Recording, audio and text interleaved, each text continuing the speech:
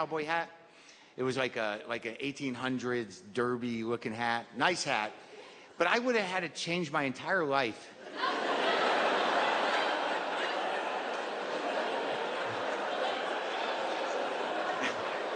To accommodate that hat. I knew two things when I opened that box. I'm like, that's a nice hat. I Googled it, it's a $100 hat, and it's never leaving the house on my head. It's never going out. Not gonna happen for that hat. Because, all right, I'll be honest with you. Yeah, I'll tell you. All right. I've been the guy in a store that sells big stupid hats, standing in front of a mirror with a big stupid hat on, saying, oh, hell yeah, this is my hat. I fucking love this hat. Now, it's good and important that you have someone you love there at that moment to helpfully say, yeah, don't buy a hat. It's not going to stop you, though, because you're going to be like, oh, no, baby, this is my hat. Come on, you crazy? Look at this fucking hat. And then she'll say, all right, do what you want. Do what you want. And you buy that hat. You buy that hat, and the confidence that you had in front of that mirror doesn't even last 4 blocks out of the store. You walk out, and you're like, why is everyone looking at my hat? It's too big? Am I not a big enough man to wear this hat? Well, did I just fuck up? Was she right? Is this a shitty hat? Am I a shitty person? Why'd I buy this hat? But now you're in. You've bought the hat, and you got to go home. You're going to have to make some decisions around that hat. Usually the first one is something along the lines of like, hey, I think I'm just going to make this a house hat. Yeah, I'm just going to wear it around the house, maybe outside if I go outside. But, baby, it's too nice. I don't want to lose it or, scuff it up. I'm just going to wear it around the house. And she's like, uh-huh. Yeah, that's what I'm going to do with the hat. And you do it. You eat breakfast in the hat. You sit on the couch, you listen to records, wearing your big dumb hat. Maybe you put it on naked to try to get her to like the hat. Like, what about now? And she's like, no, take it off. It's stupid. Dumb decision. Then eventually it starts working your brain, and you're like, yeah, why did I get this hat? And that's the day it becomes a wall hat. You're like, I don't want to throw it out. It's so nice, I'm going to hang it up like a picture. And you put a nail in the wall and you hang up your stupid nice hat with the other artwork on the wall. It's a wall hat. People come over, they're like, it's a nice hat. You wear that? Not anymore. It's too nice. Could you not touch it, please? Don't put it on. Please don't put it on. Just leave it just put it back. Thank you. It stays up on the wall a while until one day you realize, maybe in the middle of a bowl of cereal, you're like, why is that up there? That was a mistake. That was a shitty decision. That's a little shame gallery. Why do I have to be reminded that I bought that dumb fucking hat every day when I sit at this table? Fuck that hat.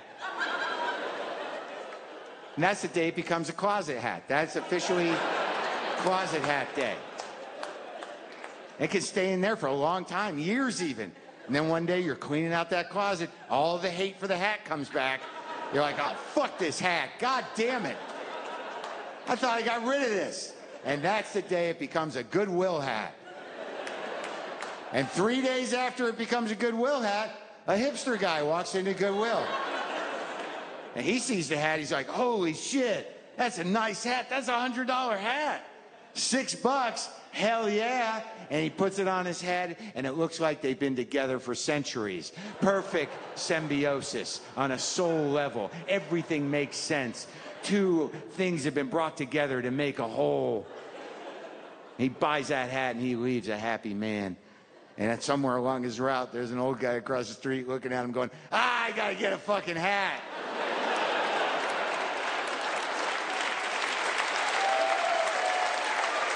And that is how the hat companies stay in business. Wow, I think I just wrote a children's book. The Hat by Marc Maron. This is my favorite book my mom got me. It's about a stupid, silly, sad man who wants a hat. He's in the store and he wants to get a hat, but she doesn't want him to. She doesn't even really like him. But he gets the hat anyways because this man is a stupid, silly, sad man. And then he leaves the store and he keeps getting smaller and smaller and smaller until it's just a hat on the ground. And then he just shows up at home. I don't even know how that happened. He's so silly. And then he says, I'm just going to wear the hat in the house. Then why did you buy it, stupid? So he's just wearing it in the house now. He wears it, he's eating cereal, he wears it on the couch, he wears it outside, he wears it in a tree, and then he wears it naked. He's naked in just a hat.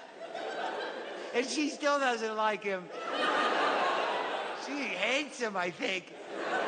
And then he decides he doesn't like the hat anymore, but he's gonna hang it on the wall?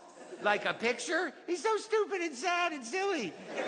He hangs it on the wall. His friends come over. He's like, don't touch my hat. Don't put it on. Take the hat off. He's getting mean, the stupid, silly, sad man. Then one day he's sitting at the table looking at the hat. And he's like, oh, I don't like that hat. And then he puts it in the closet. And that's where the magic shoes are from the other book. That's his other book. So it stays in the closet for a long time because he gets a cat. And then the cat gets old. And then the cat goes away.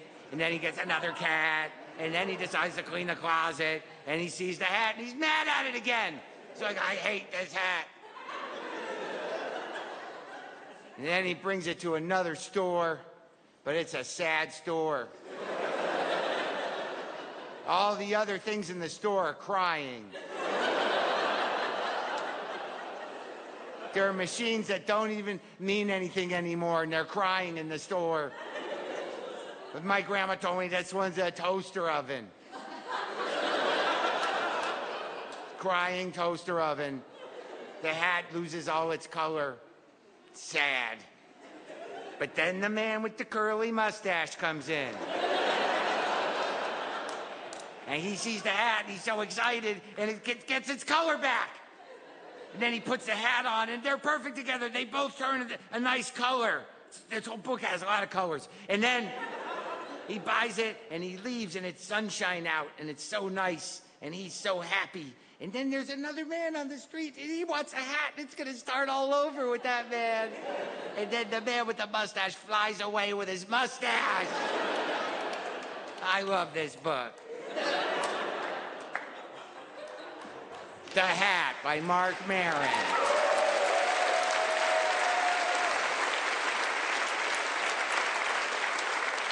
Okay, let's get down to it. So, what's going on with me? I'm dating a painter, and it's going well.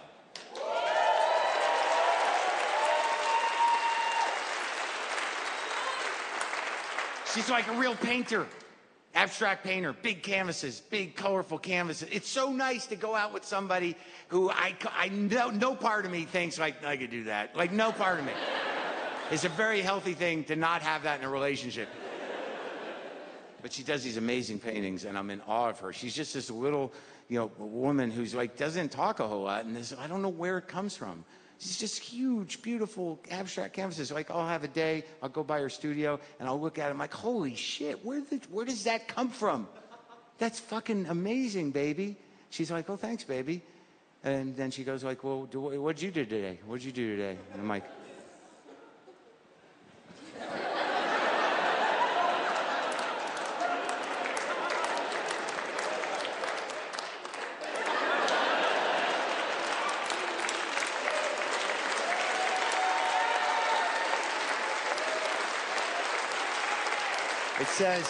It says we will all be immortalized as content.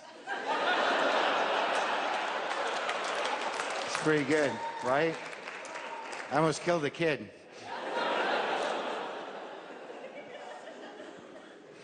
But it's going good. It's going good, and I don't know. Like, it's weird because sometimes I don't know the point of a relationship, and she knows that I feel that way sometimes. Because look, I'm twice divorced, got no kids. I own my house. I don't need to be married again. I don't need to live with anybody. I don't need kids. I kind of just want to do whatever the fuck I want to do, and that's not a great dating profile.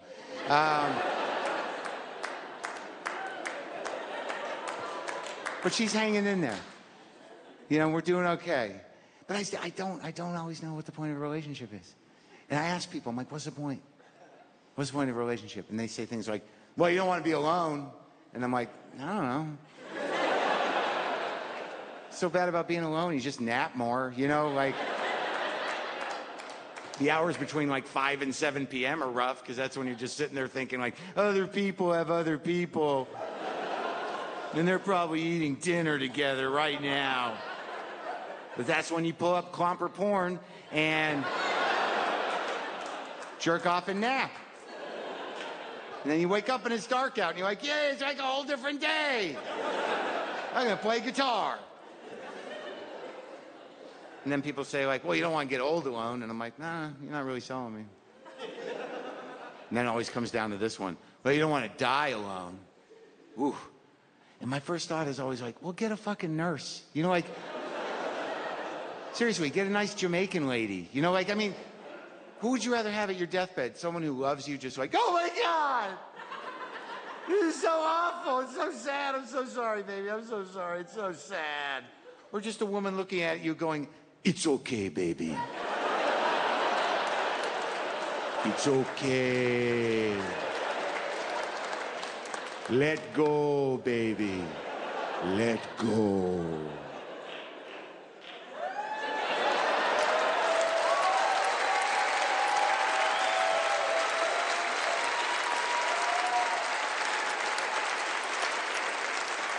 See, like, I could have ended there, right? That felt like a good ending. Applause, I could have got right up, bowed, waved, thank you very much. But no, I'm still sitting here like an idiot. Because I think it's cynical. I think it's a little cynical. And I got to live with this thing for the rest of my life, whatever I do on this thing. I don't want to leave it that cynical. I got a kitten.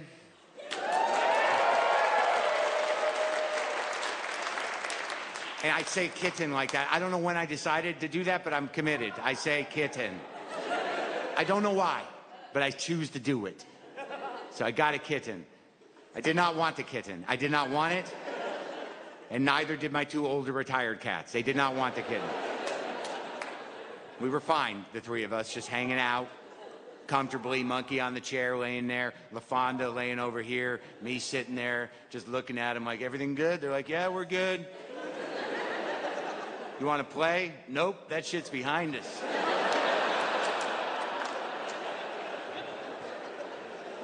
Don't even think about picking up that laser pointer.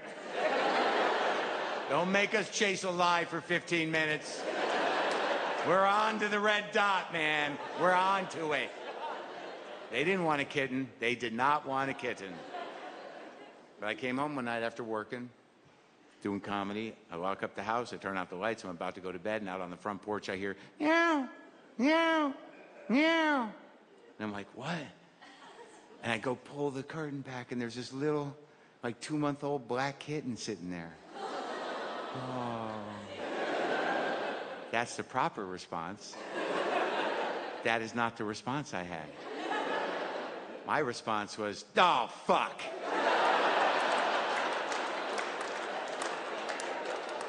Now I gotta fucking love you now? And oddly, that's how all my relationships start.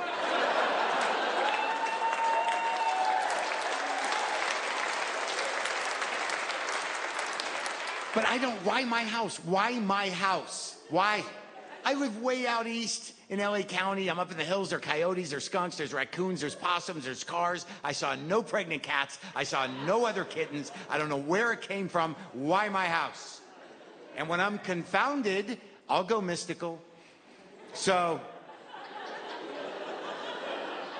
it went from why my house to who is that? Which one of my dead friends that I didn't have closure with has come back in this form to make things right? And that is one thing that that kitten did not anticipate, was being brought into a human man's house, be held tightly, and have the human man say, who are you? Who are you? Who are you? I got